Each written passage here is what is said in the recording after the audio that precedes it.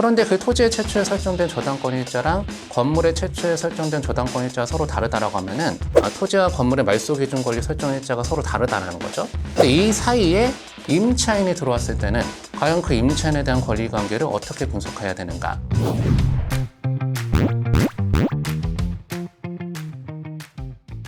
안녕하세요. 옥션원TV 임동석 교수입니다. 자, 오늘부터 여러분들하고 권리 분석에 대한 내용을 같이 한번 공부해 보도록 하겠습니다. 우리가 부동산 경매를 투자할 때는 두 가지 분석을 하셔야 되는데요. 그 두 가지 분석은 한 가지는 물권 분석, 또 한 가지는 권리 분석이라는 걸 하셔야 된다. 이 권리 분석이라고 하면은 말 그대로 내가 이 부동산 투자할 때 권리 관계가 안전한지 안전하지 않은지를 분석하는 걸 권리 분석이라고 하고요. 물권 분석이라고 하면은 내가 이 물건 투자했을 때 돈이 되겠는가 분석하는 걸 물권 분석이라고 얘기를 합니다. 여러분들은 개인적으로 이 두 가지 중에 뭐가 더 중요하다 이렇게 생각이 되십니까? 저 개인적인 생각엔 이 두 가지 중에 그래도 물권 분석이 좀 더 중요하다 이렇게 생각을 하는데요. 아무래도 여러분들 이 물건을 투자했을 때 돈이 되겠는가 안 되겠는가가 가장 중요한 문제일 수밖에 없겠다. 실제로 여러분들이 경매를 해보시다 보면은 권리관계가 복잡한 물건은 생각보다 많지는 않습니다. 이 물권 분석이라고 하는 건 여러분들이 잘못하게 되면은 몇 천만 원 정도 손해보는 수준에서 끝날 수도 있지만 권리 분석을 실수하게 되면은 아예 그 부동산 소유권 자체가 없어질 수가 있기 때문에 여러분들 이 권리 분석 굉장히 중요한 내용이라고 볼 수가 있겠습니다. 자, 그럼 과연 그 권리 분석에 대한 내용은 어떤 내용들이 있는지 지금부터 같이 알아보도록 하겠습니다. 자, 권리 분석에 대한 내용은 첫 번째로 같이 보시면은 권리 분석은 소멸주의와 인수주의라는 내용이 있습니다. 그 내용을 한번 읽어보면은 우리나라 민사집행법은 소재주의를 원칙으로 하고 예외적으로 인수주의를 취하고 있다는 말이 들어가 있죠. 자, 우리나라가 경매를 진행하는 법을 민사집행법이라고 얘기를 하는데요. 그 민사집행법에는 뭐라고 나와 있는가? 우리나라의 어떤 부동산이 경매에 넘어가게 되면은 그 부동산에 설정되어 있는 모든 권리가 소멸하는 게 원칙이다 이렇게 되어 있다는 겁니다. 근데 그 부동산이 경매에 넘어갔다는 이유만으로 모든 권리를 다 소멸시켜버리면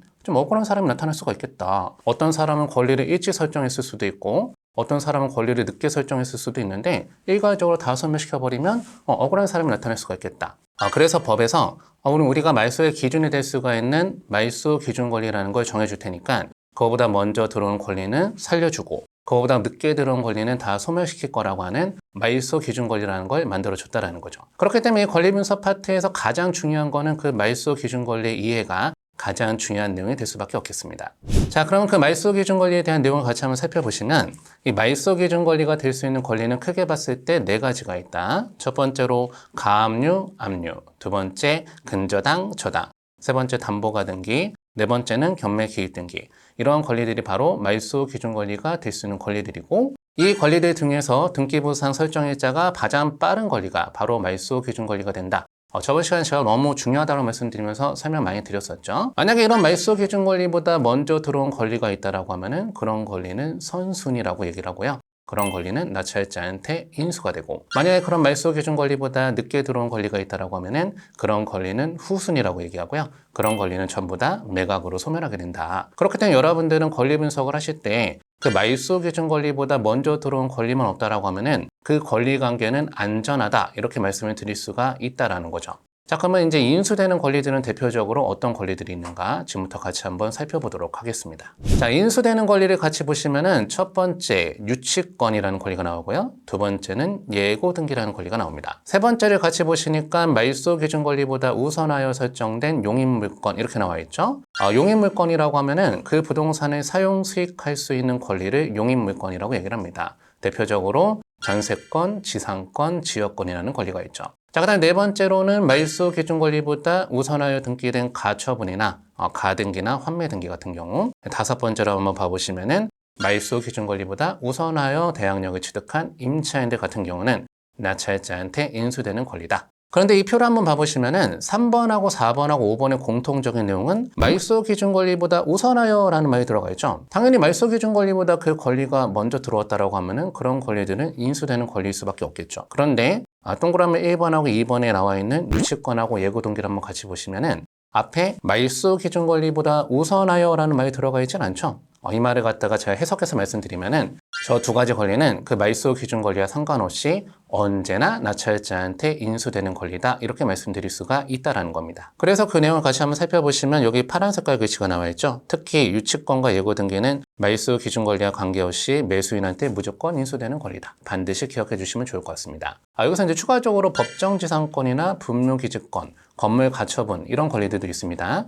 그런 권리들 또한 낙찰자한테 무조건 인수되는 권리들이다. 반대로 말소되는 권리들은 어떤 것들이 있는가? 첫 번째로 보니까 근저당권, 저당권, 담보가등기. 그 다음에 2번하고 3번, 4번 한번 다 공통적으로 봐보시면은 말소 기준 권리 이후에 들어온 권리들은 다 소멸하게 된다. 이렇게 되어 있죠. 그렇기 때문에 이것도 마찬가지입니다. 말소 기준 권리 이후에 들어온 권리들은 다 소멸되게 되겠지만 동그라미 1번을 같이 한번 봐보시면은 근저당권, 저당권과 담보가등기에는 그런 말이 없죠. 이것도 이제 반대로 해석하게 된다라고 하면은 언제나 소멸하는 권리들이다.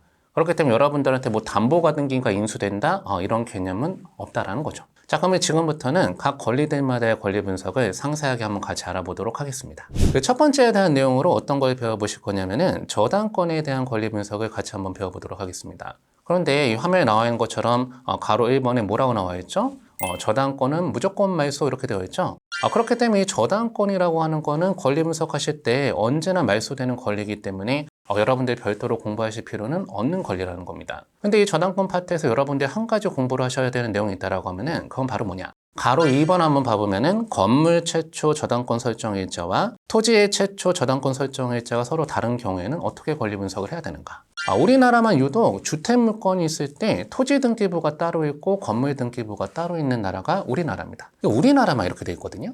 다른 미국이나 일본이나 이런 나라를 가보신다 하더라도 등기부 등본, 주택물권이라고 하더라도 등기부 등본 하나로 되어 있습니다. 우리나라만 토지 등기부, 건물 등기부가 각각 분리가 되어 있다. 그렇기 때문에 여러분들이 권리 분석을 하실 때는 토지 등기부 따로 분석하셔야 되고 건물 등기부를 따로 분석하셔야 되는 약간 불편한 점이 있는 그런 등기법입니다. 그런데 그 토지의 최초에 설정된 저당권일자랑 건물의 최초에 설정된 저당권일자가 서로 다르다라고 하면은 토지와 건물의 말소 기준 권리 설정일자가 서로 다르다라는 거죠. 근데 이 사이에 임차인이 들어왔을 때는 과연 그 임차인에 대한 권리 관계를 어떻게 분석해야 되는가? 그 내용을 여러분들하고 한번 같이 말씀드려 보도록 하겠습니다.